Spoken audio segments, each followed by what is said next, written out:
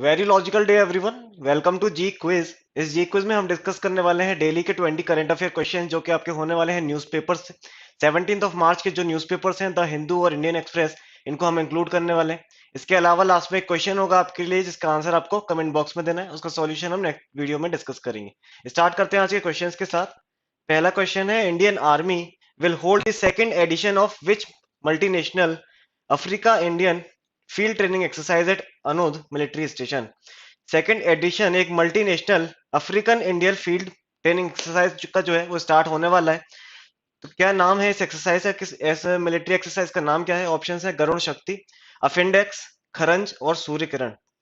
इसका जो correct answer है वो है अफिंडेक्स। अफिंडेक्स नाम की एक मल्टीनेशनल एक्सरसाइज है, इंडिया और अफ्रीका के जो है अफ्रीका के नेशंस है उनके बीच में फील्ड ट्रेनिंग एक्सरसाइज जो है कंडक्ट होने वाली है अनुद मिलिट्री स्टेशन में। इसके अलावा कल हमने बात की थी खरंज के बारे में। खरंज मिलिट्री एक्सरसाइज इसके बीच में इंडिया और किर्गिस्तान के बीच में खरंज मिलिट्री एक्सरसाइज जो है अभी रिसेंटली कंडक्ट की गई है। Recently, RBI signed a MOU (Memorandum of Understanding) to enhance cooperation and jointly enable innovation in financial products and services with which country's central bank? किस कंट्री की सेंट्रल बैंक के साथ मिलकर के आरबीआई ने एक एमओयू साइन किया है to to enable innovations in financial products और सर्विसेज जो है उसमें इनोवेशंस करने के लिए, इनोवेशंस को बढ़ावा देने के लिए किस कंट्री की सेंट्रल बैंक के साथ में आरबीआई ने एमओयू साइन किया है? ऑप्शंस हैं सऊदी अरेबिया, यूएई, कतर और इराक। तो यूनाइटेड अरब एमिरेट्स की सेंट्रल बैंक के साथ मिलकर के आरबीआई ने एक एमओयू साइन किया है to promote the innovation in the product in the financial services. Who has been awarded as the governor of the year award 2023? इस साल का governor of the year award 2023 जो है किसको मिला है? ये एक सेंट्रल बैंक अवार्ड होते हैं, सेंट्रल बैंक्स अवार्ड होते हैं जो कि दुनिया भर के जितने भी गवर्नर्स होते हैं सेंट्रल बैंक्स के उनको दिए जाते हैं, उनमें से किसी को चूज किया जाता है फॉर द अवार्ड। तो इस साल का governor of the year award किसको मिला है? ऑप्शन है M D Patra, M Rajeshwar Rao, T Ravishankar and Shaktikanta Das. इसका करेक्ट आंसर है शक्तिकांत दास जो करेंटली हमारे आरबीआई गवर्नर है। शक्तिकांत दास, इनको अवार्ड किया गया है governor of the year award 2023। RBI के बारे में बात कर लेते हैं। आरबीआई का एस्टेब्लिशमेंट हुआ था 1 अप्रैल 1935 को बाय आरबीआई एक्ट 1934। 1934 के एक्ट से स्टैब्लिश हुआ था 1 अप्रैल 1935 को। किसकी रिकमेंडेशंस पे आरबीआई जो थी स्टैब्लिश हुई थी? तो हिल्टन यंग कमीशन थी एक। इस कमीशन का नाम आपको अच्छे से पता होना चाहिए। हिल्टन यंग कमीशन थी जिसकी रिकमेंडेशन पे आरबीआई जो थी वो स्टैब्लिश हुई थी। फर्स्ट गवर्नर की बात करें, फर्स्ट गवर्नर थे ऑसबॉर्न स्मिथ। ऑसबॉर्न स्मिथ जो थे आरबीआई के पहले गवर्नर थे। और फर्स्ट इंडियन गवर्नर की यदि हम बात करें तो फर्स्ट इंडियन गवर्नर थे सीडी देशमुख। और सीडी देशमुख से रिलेटेड एक फैक्ट जो था अभी हमने कुछ टाइम पहले ही देखा था कि जो छत्रपति शिवाजी स्टेशन था उसका नाम बदल करके सीडी देशमुख के नाम पर रख दिया गया था। तो ये भी आपको देखना है। NTPC has commissioned its first green coal project in which city? NTPC ने अपना पहला ग्रीन कोल प्रोजेक्ट कहां पर स्टैब्लिश किया है? ऑप्शंस है रांची, भिलाई, जमशेदपुर और वाराणसी। तो वाराणसी में एनटीपीसी ने अपना पहला ग्रीन कोल प्रोजेक्ट जो है वो स्टैब्लिश किया है, कमीशन किया है। वाराणसी के बारे में एक इंपॉर्टेंट फैक्ट है कि एससीओ की पहली कल्चरल सिटी जो है, first cultural city of SCO, वो भी आपकी वाराणसी है। तो ये आपको वाराणसी के बारे में पता होना चाहिए। अगला क्वेश्चन है, Indian navy prepare for naval exercise Al Mohed Al Hindi 2023। It is to be conducted with which country? किस कंट्री के साथ में naval exercise Al Mohed Al Hindi 23 जो है कंडक्ट करने वाला है इंडिया? ऑप्शंस हैं यूएई, सऊदी अरेबिया, इराक और कतर। तो इसका करेक्ट आंसर है सऊदी अरेबिया। सऊदी अरेबिया के साथ मिलकर के इंडिया एक नेवल एक्सरसाइज कंडक्ट करेगा जिसका नाम है अल मोहेद अल हिंदी 23। काफी एक्सरसाइजेस हो गई हैं, रेगुलरली हम डिस्कस कर रहे हैं एक्सरसाइजेस। तो इसका आपको एक टेबल बना लेना है। तो इसको आप लगातार यदि टेबल बनाते रहेंगे अपनी तो उसको याद करने में आपको इजी होगा। Which network company prepares to launch 36 LEO low Earth orbital satellites with ISRO on March 26 from Sriharikota? किस नेटवर्क कंपनी की 36 LEOs लो अर्थ ऑर्बिटल सैटेलाइट जो है इसरो लॉन्च करने वाला है on 26 March from Sriharikota? Options हैं वन वेब, वीएमवेयर, अरिस्टा और Cisco. तो इसका करेक्ट आंसर है वन वेब। वन वेब नाम की एक नेटवर्क कंपनी है जिसकी 36 सैटेलाइट जो है लो अर्थ ऑर्बिट में इसरो जो है लॉन्च करने वाला है फ्रॉम श्रीहरिकोटा। और ये सारी कम्युनिकेशन सैटेलाइट्स हैं। Which city recently honoured with $150,000 global award for tobacco control efforts. Tobacco control efforts के लिए किस सिटी को $1,50,000 का अवार्ड जो है वो दिया गया है? ऑप्शन है चेन्नई, मुंबई, न्यू दिल्ली और बेंगलुरु। इसका करेक्ट आंसर है बेंगलुरु। बेंगलुरु को टोबैको के कंजम्पशन जो है उसको रिड्यूस करने के लिए एफर्ट जो उन्होंने किए हैं उसके लिए इनको ऑनर किया गया है with $150,000। Recently, who has been appointed as the Chief Executive Officer of TCS? Recently, Rajesh Gopinathan जो है ये अभी तक TCS के सीईओ थे। इन्होंने रिजाइन कर दिया है रिसेंटली। इन्होंने रिजाइन कर दिया इनके रेजिग्नेशन के बाद में, राजेश गोपीनाथन के रेजिग्नेशन के बाद में के कृति वासन जो है इन्हें अपॉइंट किया गया है as the CEO of TCS, Tata consultancy services का सीईओ अपॉइंट किया गया है के कृति वासन को। ये है K Krithivasan who has been recently appointed as the CEO of TCS।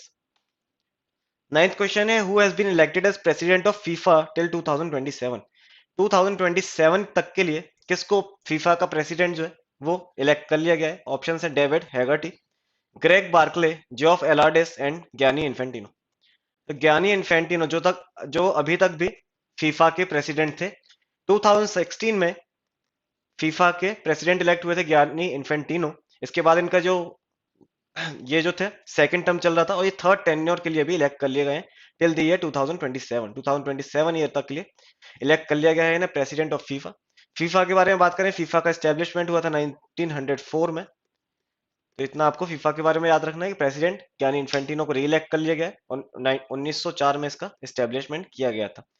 Other options की बात करें तो ग्रेग बार्कले जो है वो है आपके आईसीसी के प्रेसिडेंट। आईसीसी के प्रेसिडेंट हैं ग्रेग बार्कले और जियोफ एलार्डिस हैं सीईओ ऑफ आईसीसी। आईसीसी के सीईओ हैं जियोफ एलार्डिस और आईसीसी के प्रेसिडेंट हैं Greg Berkeley.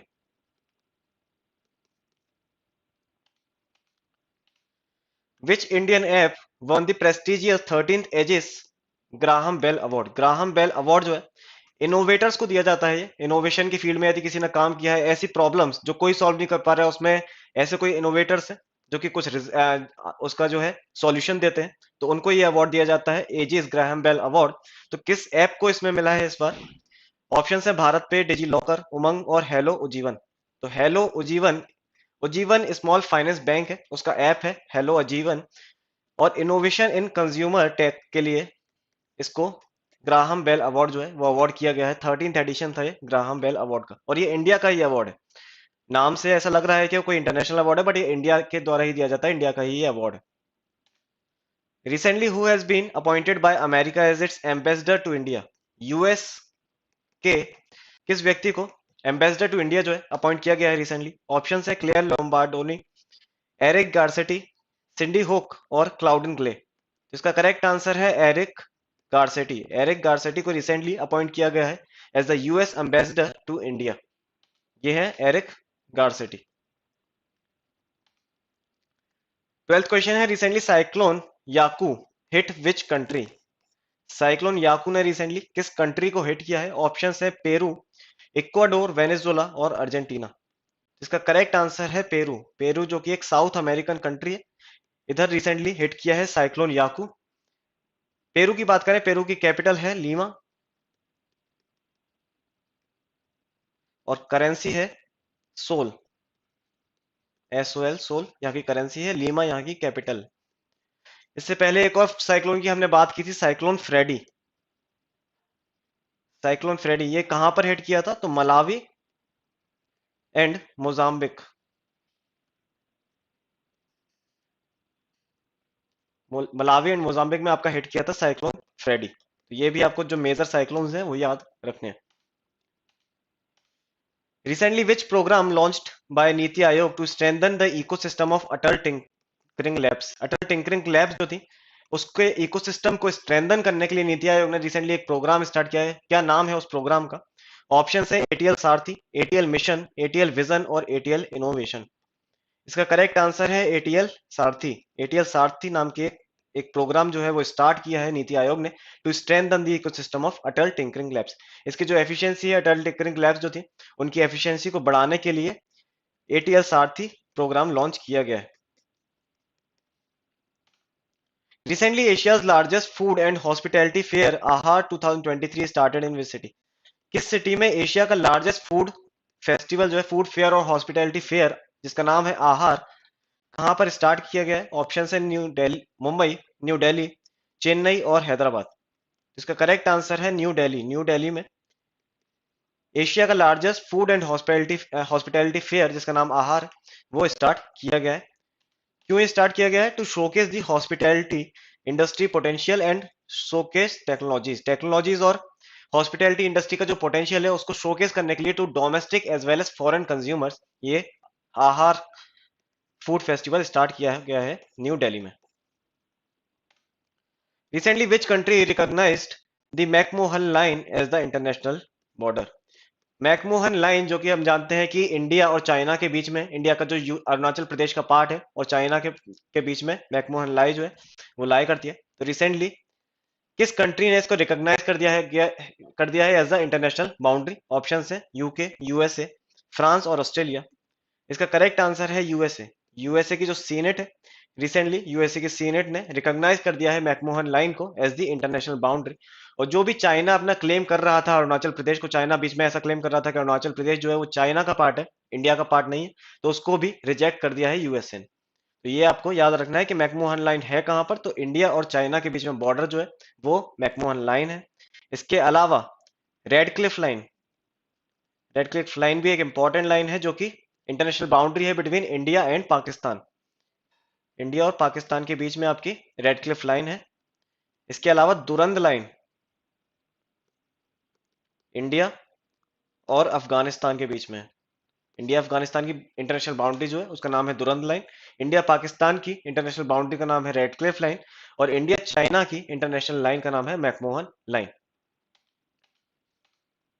National Institute of Ocean Technology to set up green self power desalination plants in which state और union territory? किस state और union territory में NIOT जो है वो अपना एक self power desalination plant establish करने वाला है? ऑप्शन है अंडमान निकोबार, लक्षद्वीप, केरला और गोवा। इसका करेक्ट आंसर है लक्षद्वीप। लक्षद्वीप में एनआईओटी अपना एक सेंटर खोलने वाला है, अपना एक प्लांट खोलने वाला है, सेल्फ पावर डिसैलिनेशन प्लांट है ये। डिसैलिनेशन क्या होता है? डिसैलिनेशन होता है removal of salts and minerals from water. तो ये सेल्फ डिसैलिनेशन हो जाएगा, यहाँ पर जो सॉल्ट्स का डिसैलिनेशन करना होता है टू मेक इट प्यूरिफाई करने के लिए पानी को इसका रिमूवल करना होता है सॉल्ट्स का, तो वो सेल्फ डिसैलिनेशन कर दिया जाएगा इस प्लांट के द्वारा जो कि लक्षद्वीप में सेटअप किया जा रहा है। Which country's PM is set to announce open free Indo-Pacific plan in his visit to India?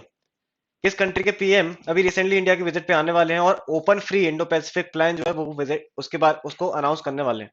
Options हैं जापान, चाइना, यूएसए और यूके। तो इसका करेक्ट आंसर है जापान। जापान के prime minister Fumio Kishida recently India के visit पर आने वाले हैं और एक प्लान है free open Indo Pacific plan जो कि वो अनाउंस करने वाले हैं इंडिया में।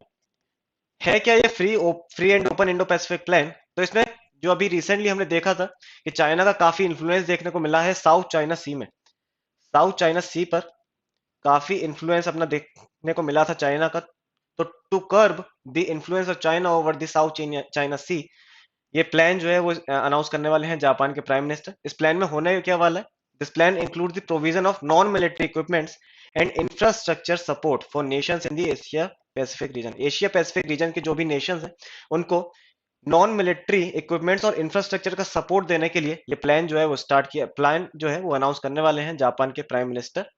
जो भी नेशंस हैं वो किसी तरह का थ्रेट फेस कर रहे हैं, बीजिंग मतलब चाइना को रेफर किया गया यहाँ पे, चाइना से किसी भी तरह का थ्रेट फेस कर रहे हैं तो उनको इंफ्रास्ट्रक्चर और नॉन मिलिट्री इक्विपमेंट्स की सहायता जो है वो की जाने वाली है।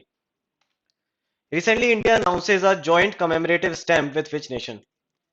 ऑप्शन है डेनमार्क, हंगरी, सिंगापुर और लग्जमबर्ग।